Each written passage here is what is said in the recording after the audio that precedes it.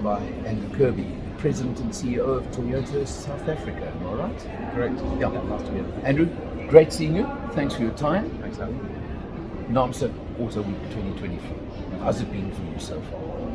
It's been good. It's been maybe even better than expected. Okay, that's good to hear. It was originally pitched to us to be celebrating 100 years of Yes. automotive, and I think it's been quite an interesting experience just to see all the different brands and what we've achieved, the challenges, but also the massive contribution to the country. Oh, you've seen enormous. Well, 5.3% the GDP says so much already, right? Exactly. And I'm a big believer in job creation employment. Right. Toyota South Africa employs how many people? 9,000. And I've been discussing this with a few people. Probably 6 mouths per job. Correct. Okay, so you're talking 45,000 mouths, probably 50,000 mouths being fed just out of your factory. Yes. Yeah. So obviously we've got the supply base, the Yes. suppliers that are dedicated to us, Right. and then obviously you've got the dealer network as well. So Yeah. if you add all of that, then it becomes even more. It's probably 200,000 by the time you're done with because of the size of Toyota, Right. and your market share. Now, that is obviously massive. I mean, I'd love to see it double. You know? Me too. But that speaks the heart, can I put it that way? Sure. But now, a big concentration, because of celebrating the 100 years of manufacturing in South Africa, a big emphasis this week has been on the heritage and history of each brand. So of course I've got to go to you now on history and heritage, and especially the South African specials. Which can you tell me, and which are your favorites? No, I mean, I think just to maybe start off by saying it was quite an interesting start to the journey in that Dr. Albert Bessel brought in 10 stouts in 1961. Yeah. The very next year we were manufacturing. I can't believe that short lead time. Yeah, and manufacturing in a company called Motor Assemblies, which was doing multiple brands. Yeah. And then we built our own factory, and we're still doing multiple brands. It was only until 1975 that we were only building Toyotas. Okay. So Well, you did it's the incredible. Ramblers and the Renault 5s. Correct. Yeah. Correct. Okay. And British Motor brands as well, models. Yeah. So it was a big journey to now where we're part of a global supply chain, building vehicles for exports, building high volume lines, and really world-class vehicles. I mean, we've come a long way. Oh, no, absolutely. Let's not even, and not taking away from you, even go down the quality and your market shares and things like that. I mean, sorry, but then we're talking to everybody knows.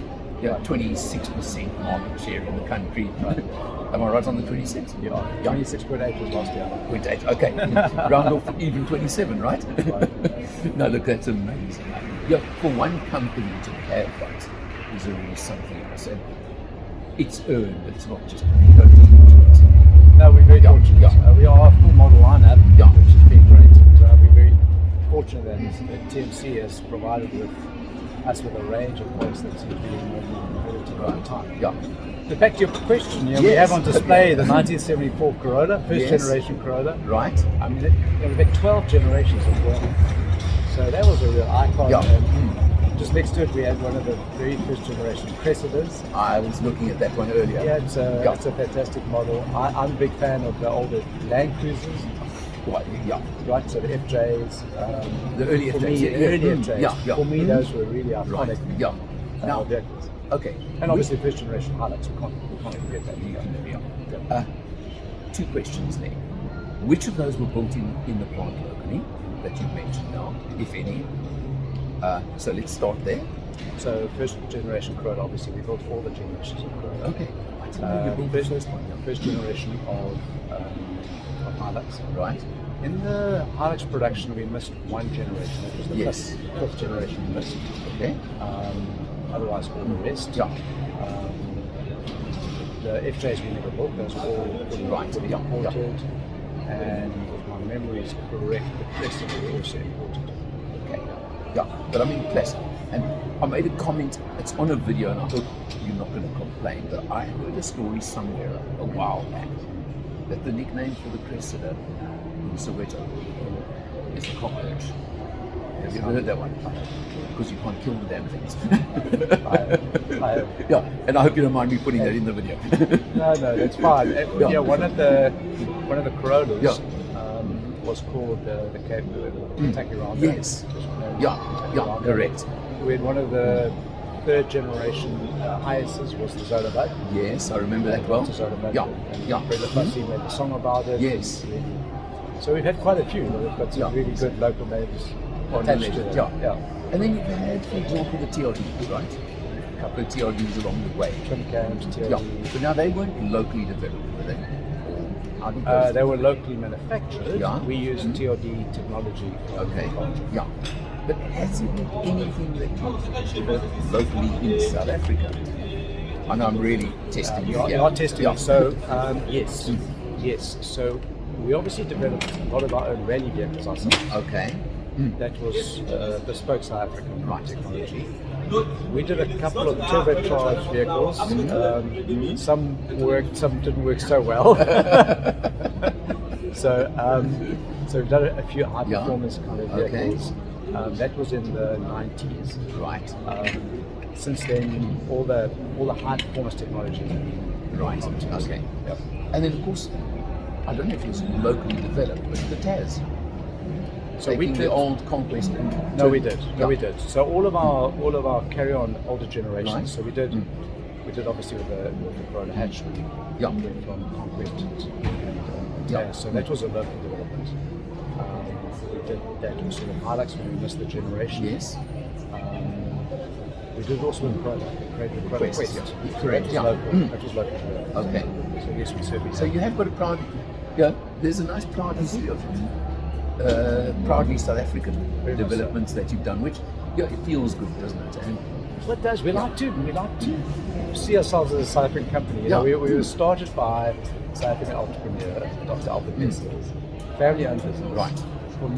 For most of our history, we have been a South African family-owned company. Right. And it was only in the last 25 years that they purchased, in fact, less than 20 years, they purchased all the shares. Correct, yeah. In our company. But just somehow you've still got the heritage. Yeah, it feels that way. Oh, and you can see from our advertising, you know, we try to provide our products and services that really meet the needs of South Africans. How they use them, how they enjoy them. I'll disclose a quick secret here. I was contacted by an advertising agency a week or so back that are looking, and it's not yours, don't worry, but looking at pitching for an account.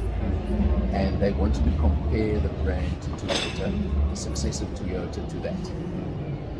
And they were sort of saying to me, how come Toyota sells so many and this brand sells so many less?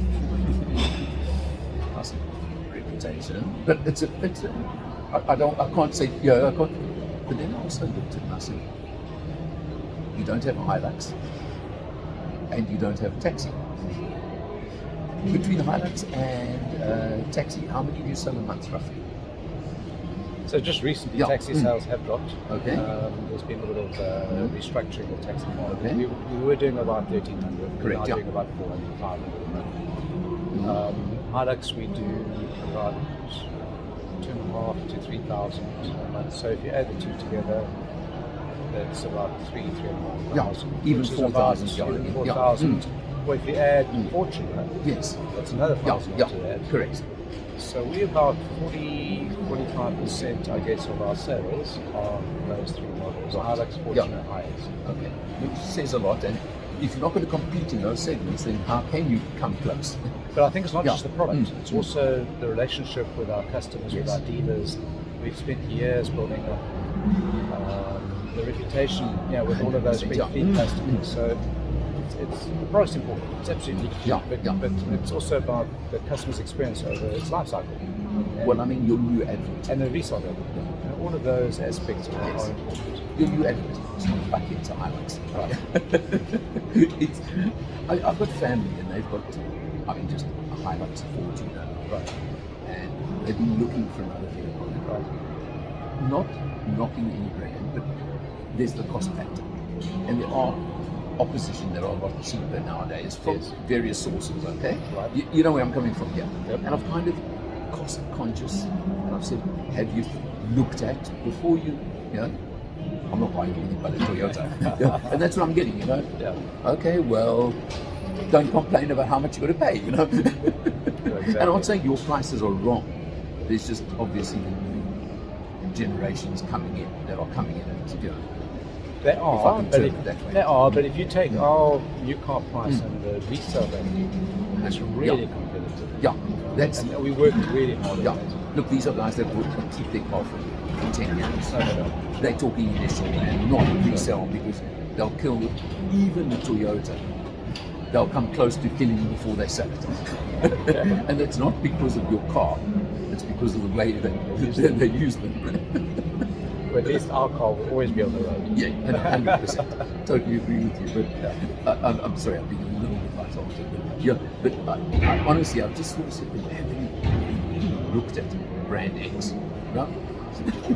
It's as simple as that. But that is obviously what you've earned over the years from your product, from your reputation, from what you've done. And we don't take it for granted. Yeah. You know, the past doesn't determine the future, and we need to really keep working really hard to keep improving it. So we are very conscious of continuously need to make sure our products are more competitive, our services are competitive, we're responding quickly to the market, customers get the satisfaction they're looking for. Things go wrong. When they do go wrong, do we respond in the right way? Which is so critical. Really trying to avoid that. Very quickly, anything massive coming in the near future?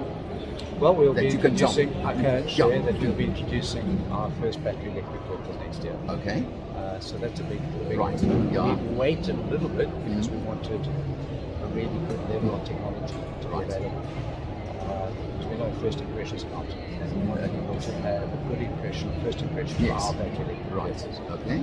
We're expanding our range of hybrid vehicles, and we're also increasing our plug-in hybrid. So we'll be making some announcements on that. Apart from that, I think we've had some good model launches. Obviously, Prado has been extremely successful. That was even better than expected. Wow, okay. We're desperately trying to get more supply to satisfy the A big nice demand. problem to have. It is, but we're also sensitive to that waiting list. Yeah. You know, The customer frustration. we're trying to get that down. Yeah. Okay. But there's a global over demand. Look, I haven't experienced Prado yet, but from everything I've heard, another winner. It's great. Yeah. It's a great product. Excellent. No, I think that's about it to what I can say at the moment. But we've got some exciting products in the next 5 You years. always do. That I know that. Yeah. Andrew, thank you so much for your time. Appreciate it. Lovely chatting.